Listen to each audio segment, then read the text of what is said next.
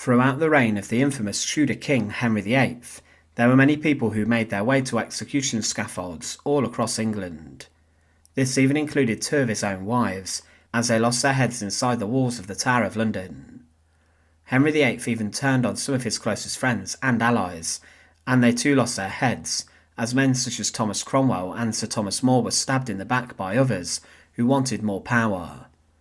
Much is said about Henry VIII's brutal side and ruthless streak, but it cannot be denied, as he even changed the laws and rules of his kingdom to allow an execution of a cook to be so barbaric that it lived on in the minds of those who witnessed it to the day they died.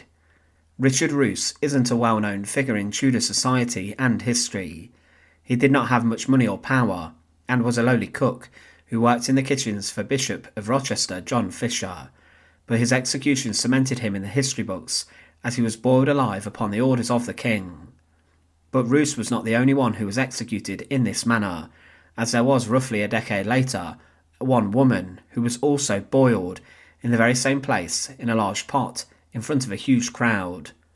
Welcome to the fortress. Join us today as we look at the execution of the woman boiled alive by King Henry VIII, and as always, to support our channel, please make sure to subscribe. On the 15th of April 1532 at Smithfield in London, near to the meat market, Richard Roose was dragged out to the scaffold where a huge pot sat on top of a fire. He was someone who had been condemned to death, specifically by the King Henry VIII, as he was said to have been responsible for an attempted poisoning plot against the Bishop of Rochester John Fisher. During an afternoon meal, there was pandemonium inside Fisher's household, as a meal was poisoned, and this resulted in the deaths of two people. Some historians have actually claimed that it was Fisher who was the actual target, and that the king may have been in some way involved in this, or that his second wife Anne Boleyn may have been. Fisher had been a staunch supporter of Catherine of Aragon, the king's first wife. With this, Fisher may have encountered an enemy in the monarchy, but Henry VIII himself had a huge fear of poisoning. He would employ a number of food tasters that had to sample his every meal. These were men and women who were practically lambs to the slaughter if a meal had been poisoned. But Henry was very paranoid about impending death. Poisoning had been the method of execution and murder for centuries, even as far back as the ancient times, and the king did not want to become a victim of it.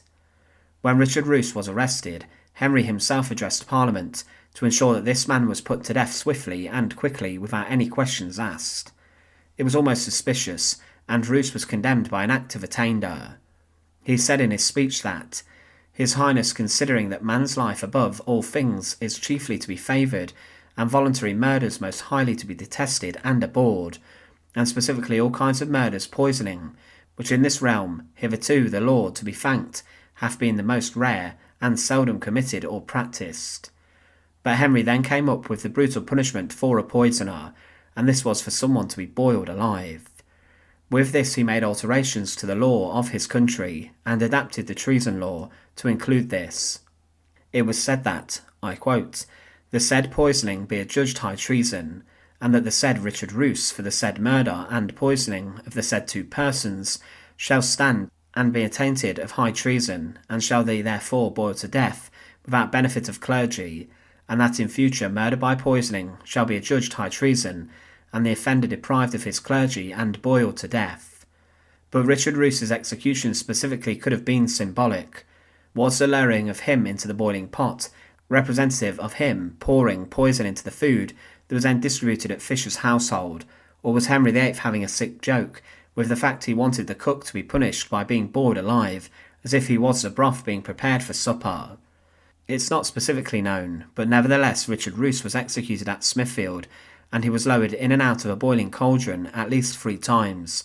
Each time he came up he was screaming until he succumbed to his death. It was claimed by those men and women who witnessed the execution that he roared mighty loud, and divers women who were big with child did feel sick at the sight of what they saw, and were carried away half dead, and other men and women did not seem frightened by the boiling alive, but would prefer to see the headsman at his work. Boiling as an execution method in England did not really catch on too much. It was reserved specifically for those people who were condemned to death for the crime of poisoning. Those condemned for treason were still dragged to Tyburn, where they were hanged, drawn and quartered, and heads were still being taken off on Tower Hill. but boiling was only really used on 2 recorded occasions, and the other account of this punishment was equally as harrowing and terrifying. During the reign of King Henry VIII, there was a woman inside of London who was boiled alive. She was subjected to the same fate as Richard Roose, in exactly the same spot, and who knows, they may have even used the same pot to boil her. Margaret Davy was a woman who worked inside the household of a mistress, and she was by all accounts a servant who served a number of others. She was a lowly woman, and when accused of a terrible crime, she was actually an easy target for people to pick on, and then throw the book at. Treason during the Tudor times also included the idea of a servant murdering their master or mistress, or a woman murdering her husband, as this was seen as an attack on social hierarchy and status. But Margaret Davy was in 1542 dragged to Smithfield for her execution. It was claimed in historical documents about her crimes that to kill a man by poison is the most detestable of all, because it is most horrible and fearful to the nature of man, and of all others can be at least prevented, either by manhood or providence. This offence was so odious that by an Act of Parliament it was made high treason, and it inflicted a more grievous and lingering death than the common law prescribed, vis-a-vis that the offender shall be boiled to death in hot water. Upon the statute, Margaret Davy, a young woman, was attainted of high treason for poisoning her mistress, and some others, was boiled to death in Smithfield the 17th of March in the same year. Seemingly, Margaret Davy had been condemned for being involved in a poisoning plot like Roose had, but this time she was accused of poisoning 3 people in the home where she lived and stayed. One of these women targeted was her mistress, who employed her and ensured she had a roof over her head. This was seen as a terrible crime and attack, and with this Margaret Davy in 1542 was taken to Smithfield for her execution. It's not known that day how many people came to witness her killing, but it's probable that thousands were there. Executions at Smithfield tended to coincide with market day to ensure that so many people were around to see a killing method that would put any other people off committing the offence of some sort. Because of the brutality of a boiling alive, the method of execution was also chosen, as it was said to have been one of the most harrowing, and people would hear about this and then think twice about poisoning their masters or others. It was easy for servants to do this, as they were the ones who prepared the food, and the boiling of people was a strong deterrent against this. But boiling alive as a punishment method did not last long, as during the reign of King Henry VIII's son, Edward VI, the treason laws and rules developed by Henry were repealed, and were changed quietly to ensure this did not happen again. There were only really 2 accounts of boiling alive during Henry VIII's reign, Richard Roose and Margaret Davy, and both were condemned for the same sort of crime. Margaret Davy's life is one which is mostly considered secret and lost to the history books, but her crime is known, as is the brutality of her execution, but little in between exists. She may have just been a young woman when she was executed by literally being lowered in and out of a boiling pot until she was left inside to smoulder. Thanks for watching. To support our channel, please make sure to subscribe, and once again, thank you so much for watching.